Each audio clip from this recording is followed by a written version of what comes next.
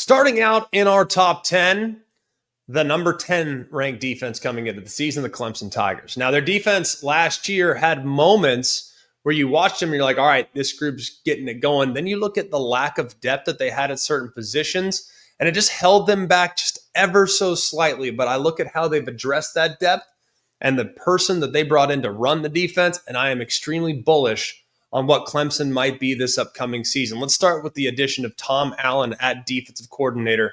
It was really one of the best hires of the entire offseason. He was at Penn State a year ago. Prior to that, he'd been at Indiana, but he has a really strong reputation. I love the way he disguises his schemes.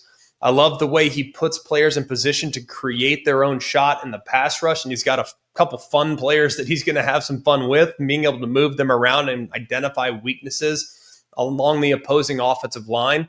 That defense at Penn State last year finished 7th in total defense and 8th in scoring defense. They were excellent in tackles for loss. They were excellent in sacks. So I think if you look at the addition of Tom Allen at defensive coordinator, that was a major coup. And then you look at the All-American contenders. TJ Parker is really where it starts. He was at times single-handedly winning games for the Clemson Tigers. I think of few performances from last year where he just was destroying the opposing offensive line. The right tackle was having a nightmare job trying to protect, and it was because TJ Parker, when he was on the field, they were a completely different defense. The problem is when he came off the field, they became very human in a hurry.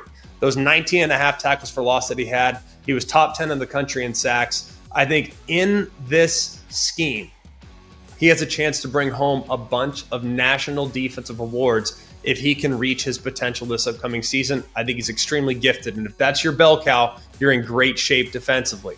On the other side is Peter Woods. Now, was kind of forced to play defensive end last year because they were so thin at defensive end. But now, because of some of the additions that they've made and some of the advancements that some of their young players have made, I expect him to slide back into more of his natural position on the interior. He's got great speed. He's got great power. And he can be extremely disruptive on the interior to team up with Devontae Capehart, who's really solid defensive line. Got banged up a little bit from time to time last year, but I think him, along with Woods, could be one of the best tandems of defensive tackle in the entire country. You go out and get Will Height, who's a transfer from Purdue, brings big Power 5 experience and some athleticism to that edge position that they desperately needed. They had to go get a guy there. And then at linebacker, Sammy Brown did not play as much as you would think when you look at his numbers. He had 80 tackles, 12 tackles for a loss, and 5 sacks. That was mostly coming off the bench. He's got great instincts. He's got great speed.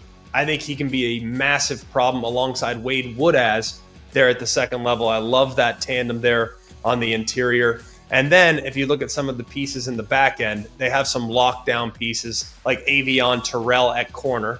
Should be a guy that completely locks down one side of the field. You got Jaden Lucas, who at times is a little banged up, should be back now and should be extremely valuable on the exterior as well. And then Khalil Barnes, who can really play a bunch of different positions, but has really excelled with his eyes as an All-American contender at safety.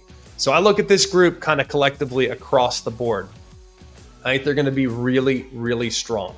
I love their personnel that returns. I love the possible jump that you might get from Sammy Brown in his second full season. I love the addition of Tom Allen and the scheme that he's going to be bringing to Clemson.